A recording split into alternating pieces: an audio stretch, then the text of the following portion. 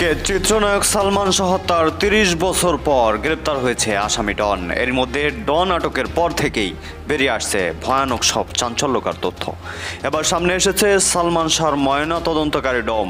যা ঘটেছিল ময়না তদন্তের সময় জানিয়েছেন সেই ভয়ানক তথ্য। উনি এসে আমাকে বলতেছে যে দাদা সালমান শাহ যে মারা গেছে জানেন? আমি বলি না তো ভাই। তাই আমি বললাম বডিটা আমার এখানে আসে না। আমি ওনাকে আবার বললাম আপনি ইমার্জেন্সি একটু দেখেন গিয়ে। ডনের নির্দেশে সেদিন জীবিত অবস্থায় পোস্টমর্টম করা হয় সালমান শাহকে। এবার বেরিয়ে এসেছে আড়ালে লুকিয়ে থাকা আরও একটি তথ্য।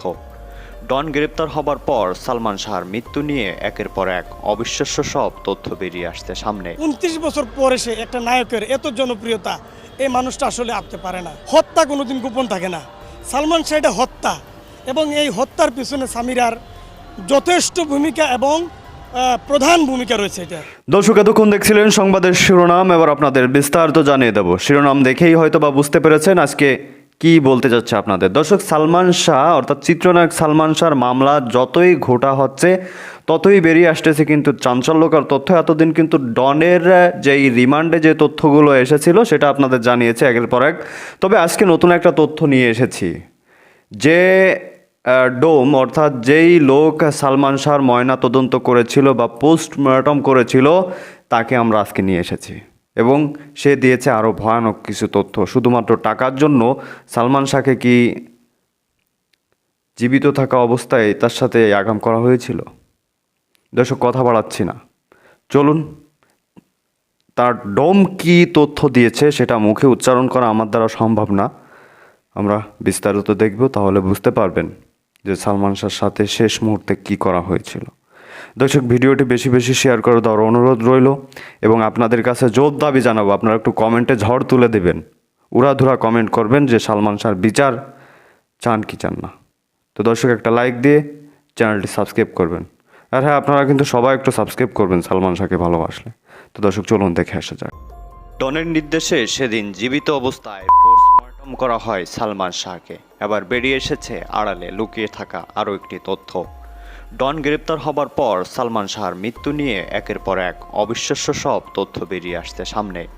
সালমান শাহ মারা যাননি, তাকে সেদিন জীবিত অবস্থায় কেটে ফেলা হয়েছিল। কথাটি শুনতে অবিশ্বাস্য হলেও এমনই চাঞ্চল্যকর দাবি তুলেছেন খোদ সালমান শাহর ময়না তদন্ত করা ডোম রামেশ। তিনি জানালেন এতদিন তিনি ভয়ে মুখ খুলতে পারেননি, কিন্তু ডন গ্রেপ্তার হওয়ায় এখন আর কোনো ভয় নেই।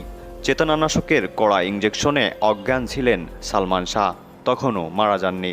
প্রশ্ন উঠেছে, লাখ লাখ টাকার বিনিময়ে কি জীবিত অবস্থায় শুরু করা হয়েছিল ময়নাতদন্ত? আর সেই জঘন্য পাপবোধ থেকেই কি পরবর্তীতে ধর্মান্তরিত হয়ে ইসলাম ধর্ম গ্রহণ করেন ময়নাতদন্তকারী রমেশ? জীবিত সালমান শাহকে ময়নাতদন্ত করার সময় সেদিন মর্গে ঠিক কী ঘটেছিল জানতে হলে ভিডিওটি শেষ পর্যন্ত দেখতে থাকুন। যে মারা গেছে জানেন? আমি বলি না তো ভাই। তাই আমি বললাম বডিটা আমার এখানে আসে না। আমি ওনাকে আবার বললাম আপনি ইমার্জেন্সি একটু দেখেন গিয়ে। তার 10 থেকে 12 মিনিট এরকম হবে, এর কাছাকাছি হবে। 10-15 মিনিটের মধ্যেই দেখে একবারে লোকজন একবারে আপনাদের মিডিয়ার, পুলিশ এবং আমাদের হাসপাতালের লোকজন বডি নিয়ে আসছে হাসপাতালের এনে ওখানে রাখছে। আমাদের কমন রুম থেকে নিয়ে, ছাত্রদের কমন রুম থেকে নিয়ে একবার কলেজ পর্যন্ত লোকজন লোকারণ্য, এবং এফডিসির অনেক পরিচিত যাদের মানে টিভিতে দেখি বা ছবিতে দেখছি, ওনার অভিনেতারা অনেক ভালো ভালো অভিনেতারা এখানে আসছে। লোকজন ভরে গেছে একবারে। এভাবেই নায়ক সালমান শাহর মৃত্যুর পর ঢাকা মেডিকেল কলেজ মর্গের সামনের পরিস্থিতি বর্ণনা করছিলেন সেখানকার ডোম সেকান্দার আলী। ময়না তদন্তের জন্য নিজের হাতে জনপ্রিয় ওই নায়কের লাশ কেটেছিলেন তিনি। এফডিসির অনেক পরিচিত যাদের মানে টিভিতে দেখি বা ছবিতে দেখছি, ওনার অভিনেতারা অনেক ভালো ভালো অভিনেতারা এখানে আসছে। লোকজন ভরে গেছে একবার। যখন আমরা কাজ করতেছি জানলা খুলে দিতেছে, ভিতরে ঢুকে যেতে চাইতেছে, এই অবস্থা। কাজ করতে গিয়ে অনেক ব্যাঘাত ঘটছে, লোকজন ভরা। তো আমি শুধু না, বাংলাদেশের অনেক, সালমান শাহ যিনি মারা গেছেন আল্লাহ তাকে জান্নাতবাসী করুক, ওনার ভক্ত তো সবাই আমরা। বাংলাদেশে উনি ভালো একটা নায়ক ছিলেন, ভালো ভালো অভিনেতার তো অনেক ভক্ত থাকবেই। সেই সময়ের মর্গ সহকারী সেকান্দার আলী নিজেও সালমান শাহর ভক্ত ছিলেন। প্রিয় নায়ককে এভাবে লাশ কাটা টেবিলে দেখবেন এমনটা স্বপ্নেও ভাবেননি। সালমান শাহর শরীরে ছুরি চালাতে গিয়ে বারবার আবেগাপ্লুত হয়ে পড়ছিলেন। সবকিছু মৃত্যু আমাদের কাছে খারাপ লাগে, এখানে যে মৃত্যুগুলো আসে, ঠিক না? এই অনেক সময় ভাবি যে আমারই কখন হয় বা আমার আত্মীয় স্বজনের কার হয়ে যায়, তো বলা যায় না, এগুলি ভাবি। আর স্বাভাবিক একজন সেলিব্রিটি নায়ক, খারাপ তো মানে অনুভূতি তো লাগবেই। পোস্টমর্টমের জন্য লাশ কাটার সময় মর্গের বাইরে সালমান ভক্তরা ব্যাপক ভিড় করেছিলেন। তাদের সামাল দিতে মর্গের লোকজনকে বেগ পোহাতে হয়েছে। উনি আমার মনে হয় রিসিভ করে ওনার পুলিশের মাধ্যমে তো করাইছিল ভাই, আর অনেক লোকজন তো মানে কিভাবে ডেড বডি মানে সুন্দরভাবে সম্মানের সহিত করে এটাকে মানে ওনাদের গার্জিয়ানের কাছে হ্যান্ড ওভার করবে, এই চিন্তাই ছিলাম আমরা। যে একবারে বললাম না, জানলা ভেঙে মানে খুলে ফেলতে, কাজ করতে পারতেছি না, গেট ধাক্কাইতেছে লোকজন দেখবার জন্য। ৩০ বছর পরও সালমান শাহর মৃত্যুর ঘটনাটি ঘুরে ফিরে আলোচনায় আসছে। গত ২০ অক্টোবর সালমান শাহর অপমৃত্যু মামলাকে হত্যা মামলায় রূপান্তরের নির্দেশ দেন আদালত। মহানগর দায়রা জজ আদালতের দেওয়া নির্দেশের ২৪ ঘন্টা না পেরোতেই রমনা থানায় একটি হত্যা মামলা দায়ের করেন সালমান শাহর মামা আলমগীর কুমকুম। হত্যা নাকি আত্মহত্যা, সালমান শাহর লাশ দেখে কি মনে হয়েছিল ডোম সেকান্দার আলীর? ওটা ছোটখালি তো লেখা আছে, পুলিশ যার লেখছে ওইটা তো মনের সঙ্গে দেখছে, ডাক্তার দেখে তো রিপোর্টটা দিচ্ছে। তো আমি যা এমনি ফাইন্ডিং ছিল, একটু পুলিশ যে ছোটখালি লেখছিল গলায় কালো দাগের মতো, ওটা ছিল ওই। আর এমনি তো পোস্টমর্টমের যা যা নিয়ম স্যার তো উল্লেখ করছে মনোনীত রিপোর্ট, ওটা স্যারকে জিজ্ঞেস করলেই ভালো হয়। যেহেতু আমি তো মানে আমাদের মানে আমারও খোলা বলি, আমাদের যতটুকু কাজ মনোনীত করা, ডাক্তার সাহেবকে সহযোগিতা করা, সহযোগিতার মাধ্যমে আমি তো আর রিপোর্ট লেখার মালিক আমি না। তার যা যা পাইছে ওটা স্যার থেকে জিজ্ঞেস করলেই ভালো হয়। সালমান শাহ হত্যা মামলায় সর্বমোট ১১ জনকে আসামি হিসেবে উল্লেখ করা হয়েছে। হত্যা মামলায় প্রধান আসামি নায়কের সাবেক স্ত্রী সামিরা হক। অন্য আসামিরা হলেন প্রযোজক আজিজ মোহাম্মদ ভাই, খলনায়ক Don, Latifa Haque Lucy, David, Javed, Faruk, Mafia beauty সেন্টারের রুবি, আব্দুস সাত্তার, সাজু ও রেজবি আহমেদ ফরহাদ। সোহানুর রহমান সোহান পরিচালিত কেয়ামত থেকে কেয়ামত সিনেমার মধ্য দিয়ে ক্ষণজন্মায় অভিনেতার বড় পর্দায় অভিষেক ঘটে। প্রথম সিনেমা দিয়েই জনপ্রিয়তার তুঙ্গে ওঠেন তিনি। এরপর আর পেছনে ফিরে তাকাতে হয়নি সালমান শাহকে। মাত্র ৩.৫ বছরের কেরিয়ারে ২ ডজনের বেশি সিনেমায় অভিনয় করেন সালমান শাহ। ওই সময়ে দেশে বিদেশে কোটি কোটি ভক্ত অনুরাগী তৈরি হয় তার। গোপন থাকে না, সালমান শাহ এটা হত্যা, এবং এই হত্যার পিছনে সামিরার যথেষ্ট ভূমিকা এবং প্রধান ভূমিকা রয়েছে। এটা আমাদের বিশ্বাস, সারা বাংলাদেশে যে সালমান ভক্তপ্রেমীরা আছে ওদের বিশ্বাস। এই বিশ্বাস থেকে আমরা, কুমকুম ভাই আমাকে ফোন দিয়েছে যে কাসর ভাই আপনার নাম্বারটা তো আমি খুঁজে পাচ্ছি না। পরে উনি আমাকে বলছেন যে সোমবার আমি আপনার সাথে বসবো মামলাটা নিয়ে, আর আপনি আমাকে সহযোগিতা করতে হবে। আমি এই মামলায় যতটুকু কাগজ পাইছি, যতটুকু পেপারস আমার কাছে আসছে রিভিশন থেকে আগের এগুলা, আমি এই পর্যন্ত দেখলাম যে পোস্টমর্টম রিপোর্টের যে কিছু প্রতিচ্ছবি আমি কালেক্ট করেছি, এখানে অনেক কিছু গোপন করা হয়েছে, অনেক কিছু হাইড করা হয়েছে। পোস্টমর্টম করার যে সিস্টেমটা, যে মাথার খুলি কিন্তু আলাদা করতে হবে। আমরা যেমন পোস্টমর্টম দেখি যে ব্রেন নর্মাল না অ্যাবনর্মাল, স্টমাক অ্যাবনর্মাল না নর্মাল, লাংস নর্মাল না অ্যাবনর্মাল, কিডনি অ্যাবনর্মাল না অ্যাবনর্মাল, মানে আমাদের ভাইটাল পার্টগুলা এগুলো অটোমেটিক আসে এই যে মানে পোস্টমর্টম রিপোর্ট করলে পরে। কিন্তু উনার তখন রক্তটা পর্যন্ত ভালো করে পরীক্ষা করা হয় নাই। এই জন্য এখনও আমরা মানে প্রত্যাশী যে সালমান শাহর হত্যার এই পর্যায়ে যে মূল নিছে, এটাই হতো সত্য উদ্ঘাটনের একটা সর্বশ্রেষ্ঠ সময়। সারা বাংলাদেশের আমি একজন আইনজীবী তথা সাধারণ মানুষের যে মানে উচ্ছ্বসিত ভূমিকা দেখতেছি, ২৯ বছর পরে সে একটা নায়কের এত জনপ্রিয়তা, এই মানুষটা আসলে আত্মহত্যা করতে পারে না। এখানে অনেক কিছুই নাই, মাথার খুলিটা পর্যন্ত আলাদা করা হয় নাই, তাকে এমনি লাশ দাপন করে দেওয়া হয়েছে। আরেকটা জিনিস দেখেন, আমি যদি মারা যাই, আমার স্ত্রী ঢাকায় থাকে, আমার সাথে কি সিলেট যাবে না? সামিরা কি তখন গিয়েছিল সিলেট? ডন তার অত্যন্ত ঘনিষ্ঠ বন্ধু ছিল। লাশ দাপনে হযরত শাহজালাল রহমতুল্লাহ আলাইহির একদম পাশে ওনার কি সৌভাগ্য, ওনাকে এখানে শায়িত করা হয়েছে। উনি কি সিলেটে গিয়েছিল? উনি স্ত্রী হিসাবে ওনার ভিতরে ছিল যে ওনার অপরাধবোধটা ছিল বলেই উনি সিলেটে যায় নাই, গেল একটা বিষয়। তারপর সে প্রতিটা বক্তব্যে সালমান শাহ আত্মহত্যা প্রবণ ছিল, সে একটা আত্মহত্যা প্রবণ ছেলে ছিল। আচ্ছা আপনারা আমাকে বলেন, যদি আমি আত্মহত্যা করতে চাই, আমি ওই ফ্যানে কেন কষ্ট করে লটকাবো? আমার তো লাইসেন্স করা রিভলভার আছে।